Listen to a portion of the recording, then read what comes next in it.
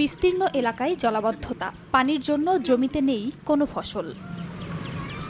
বর্ষা মৌসুমের বৃষ্টিতে সাতক্ষীরার আশাশুনি উপজেলার সদর ও খাজরা ইউনিয়নের বিস্তীর্ণ এলাকা জলাবদ্ধ হয়ে পড়ে। এর মধ্যে আশাশুনি ইউনিয়নে জায়ালের খাল ও খাজরা ইউনিয়নের চেউটিয়া খাল পানি নিষ্কাশনের একমাত্র মাধ্যম। অথচ সরকারি ইজারার কারণে ইজারাদার ও স্থানীয় প্রভাবশালী মহল খালে বাঁধ দিয়ে মাছ চাষ করছে। এতে নিষ্কাশন বাধাগ্রস্ত হওয়ায় গত 6 মাস ধরে দুই ইউনিয়নের অন্তত 12টি গ্রাম ও আশপাশের ফসলি জমি পানিতে তলিয়ে আছে। এতে মানুষের ভোগান্তি পাশাপাশি উৎপাদন হচ্ছে না কোনো ফসল। ড্রেনটা কাটতে কাটতে বাধ্য হয়ে গেছে। ড্রেনটা যদি ছাড়াই দিত তা মনে হয় আমাদের এই এলাকার পানিটা চলে যেত। পানি বন্ধের কারণে মাছও ক্ষতিকর হইতেছে, ঘেরানোরা ফসল ফসল করতে পারছি না। যেহেতু সরকার থেকে যিনি ডিসের প্রাপ্ত হয়েছেন তিনি অলরেডি বাদ দিয়ে রাখছেন, জল সরবরাহের কোনো কায়দা নেই। ভূমিদস্যুরা বা প্রভাবশালীরা দখল করে নিয়েছে এবং অনেক জায়গায় বন্ধ হয়ে গেছে, কিন্তু সরকারের কোনো উদ্যোগ নেই সেই খালগুলো মুক্ত করা।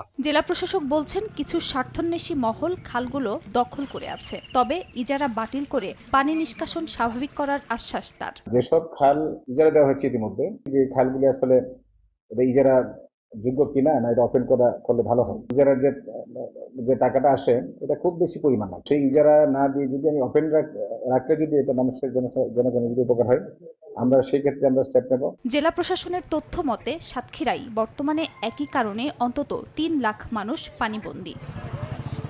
সময় সংবাদ, সাতক্ষীরা।